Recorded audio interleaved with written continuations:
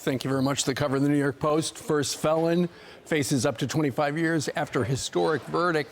And I heard on one of the other channels that apparently, you know, the jury got the case a couple days ago at 3:30 in the afternoon. They deliberated for about an hour. And they were 50-50 at the time. It was split 6-6. And then by the, a couple hours into the second day, they were like, okay, he broke the law. And here's the thing. We knew he had broken the law because he signed that thing, and we know he put that X there. So it's one of those things where if he were not convicted on this, what does it take to get arrested and convicted in Delaware? Well, I guess when you look at the other channels and you look at their coverage of it, there's this reaction to compare what happened here and the justice system, what happened to Trump. And they say this is the legal system doing what it does. This is the right thing.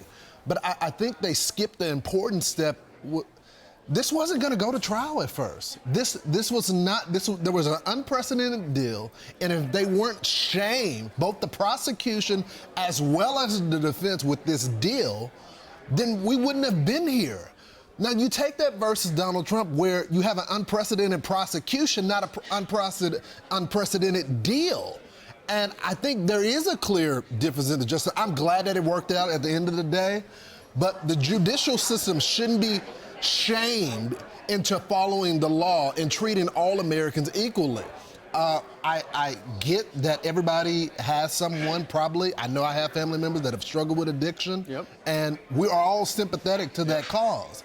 But all of our family members should be treated the same. And it looks like Hunter Biden is finally being held accountable like most Americans would have, Ainsley. Well, you know, and Brian, we're going to bring you into this too. The Trump campaign said this is just a distraction from the real crimes of the Biden family, which has raked in tens of millions of dollars from China and Russia and Ukraine.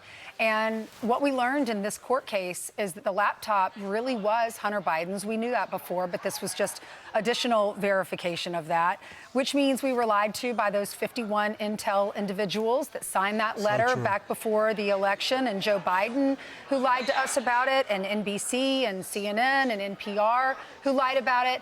You had social media individuals or social media platforms that were censoring this story so it didn't get out before the election. So it's not just about addiction and lying on a government form. This goes beyond that. The cover-ups, the money that the Biden family possibly made from all of this before the election, and burying a story so that you didn't know about it. You, the public, the voter, didn't know about it before the election, Brian.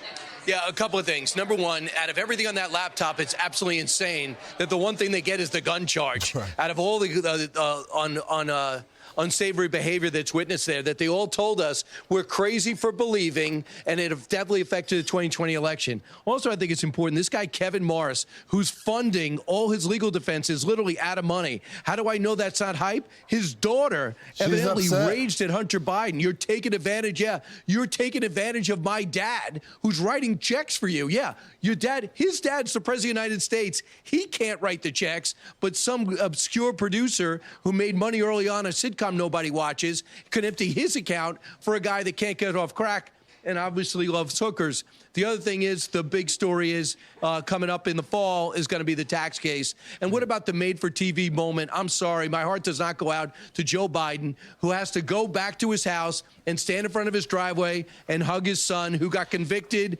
of buying a gun and having Haley Biden throw it out, while, by the way, an hour before he was telling us the need for gun control. Who booked that gig for him the day his son is actually actually convicted of a gun violation? The dumbest thing ever, but smart to have the hug in the driveway so MSNBC has something to talk about. And they want to say it's no dual path to justice because Trump got convicted and he got convicted. It's totally different. This guy actually scripted his conviction 7 years ago. They made up charges on Donald Trump, and they didn't even tell us the charges until they handed it over to the jury. And when you come up and speak about a jury decision and don't like it, that's called an an American free move to do. You're not being anti-American by criticizing a jury decision. Does everyone happy with the way the OJ decision came out? Are you anti-American by saying OJ pretty much got away with murder? No, I don't think so. So yesterday really bothered me because he comes off as a sympathetic figure where everything he's done is his own personal behavior. You know, speaking of that, Brian, this is the media's reaction to that. Watch.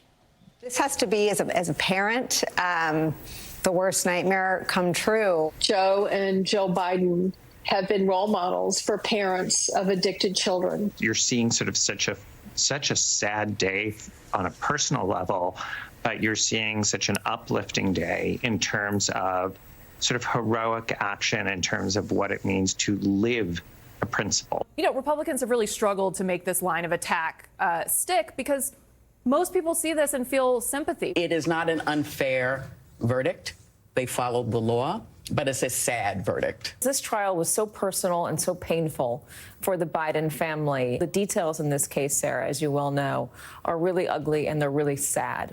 All right, so we don't have audio here, but just know, guys, that MSNBC and CNN said it's a very sad day for the Biden family, which is true, but it's all self-inflicted, and we'll see how you guys feel about it. I'm Steve Ducey. I'm Brian Kilmeade. And I'm Ainsley Earhart. And click here to subscribe to the Fox News YouTube page to catch our hottest interviews and most compelling analysis.